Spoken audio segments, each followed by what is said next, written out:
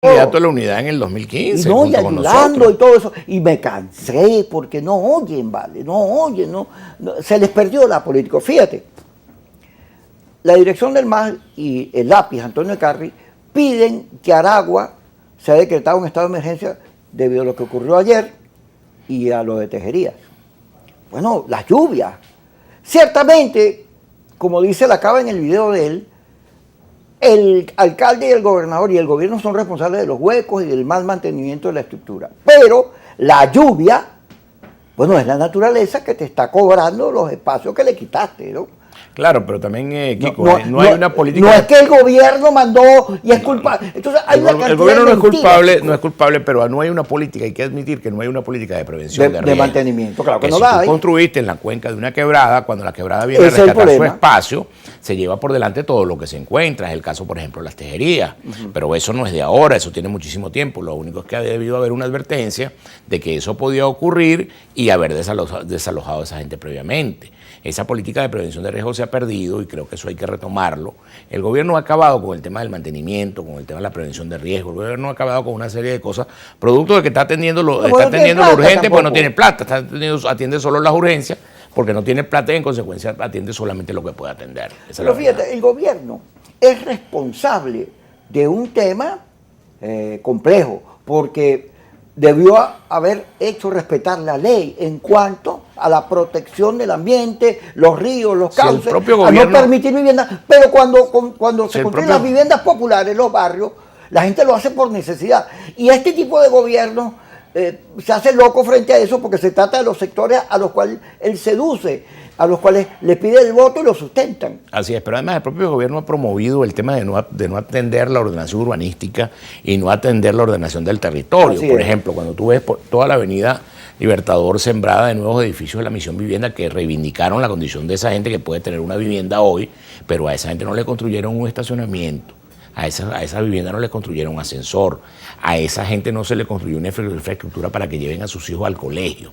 Es decir, todo eso tiene un impacto sobre la zona que si tú no lo calculas, no lo determinas dentro de la ordenación urbanística, simple y sencillamente luego vas a tener una consecuencia en eso, vas a tener una sobrepoblación en materia escolar de que esos niños no tienen dónde ir a estudiar. Pero fíjate por qué te lo menciono, porque aquí hay una gente que tiene un escudo, que cree que lo defiende de todo. Ese sector extremista de la oposición, que no cree en la institucionalidad ni entiende que hace falta tranquilidad para producir, que vengan los dineros de afuera, que hace falta estabilidad, que el país tiene que buscar cómo resolver los problemas de la gente. Entonces agarran y todo lo que ocurre aquí, la culpa es de Maduro, la culpa es de Maduro. Ellos no tienen culpa de nada, ellos nunca cometen ningún error. Ellos salían con los americanos, Operación Gedeón, todo ese desastre en la política, se roban los dineros del monómero, pero ellos no son culpables de nada porque la culpa la tiene el gobierno. Es verdad, pero así son un 1%. No, Kiko, yo creo que hay hay responsabilidad de ambos lados. Así es. Primero, ese sector de la oposición que no respeta la institucionalidad y que no ha permitido construir unas condiciones de estabilidad que permitan que venga la inversión privada. Y un gobierno que a ratos arrebata, un gobierno que a ratos también se brinca la regla, se brinca la ley, se brinca las reglas y hace que tampoco tengamos una seguridad jurídica para venir a invertir. Eso ha mejorado con Maduro, eso hay que admitirlo. El tema de las expropiaciones se acabaron. El tema del expropiese y quítese y róbese y no se le expropiaba y no se le pagaba a nadie.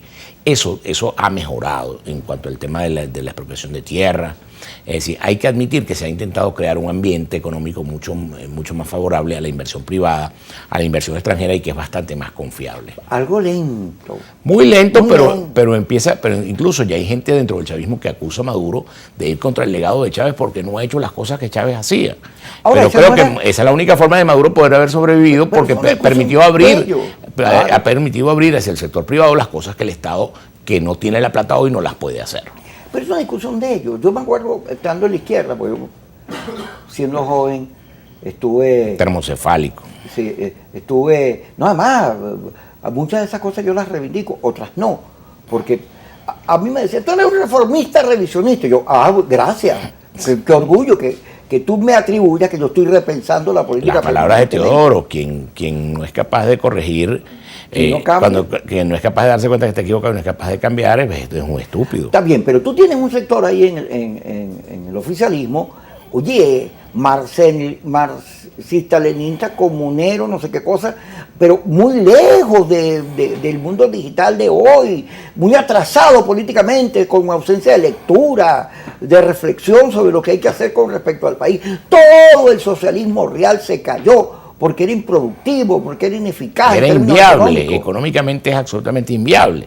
Yo les decía la vez pasada porque cuando se cayó el viaducto de La Guaira, ¿por qué no contrataron una cooperativa para que hiciera el viaducto? Bueno, porque sencillamente tenía que traer una empresa calificada, una empresa que pudiera hacer un trabajo de esa magnitud.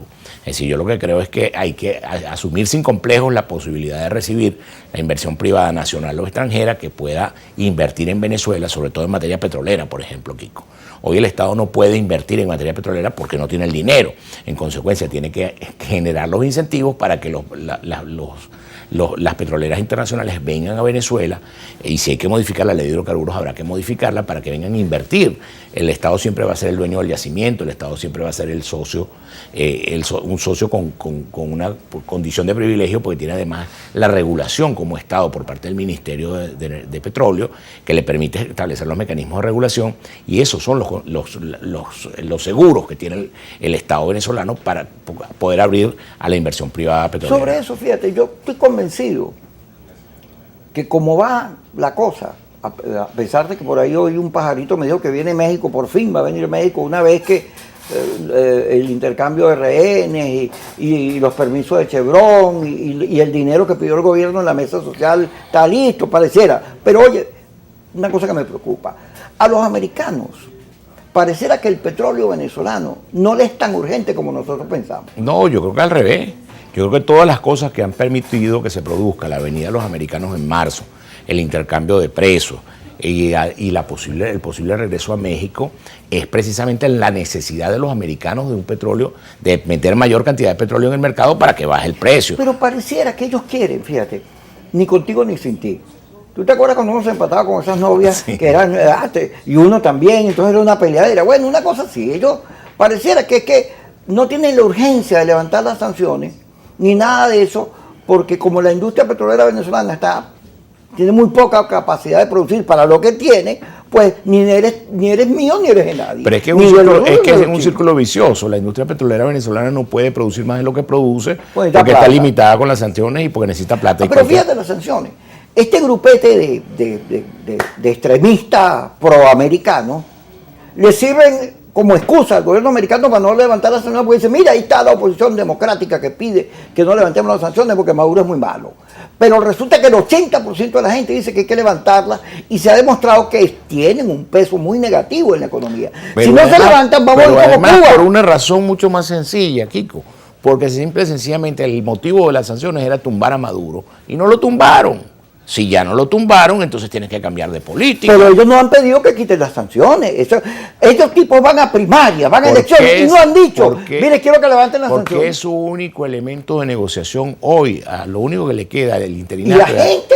La gente no les importa, Kiko, esa es la verdad. Ay, Dios mío, vamos al corte, pues.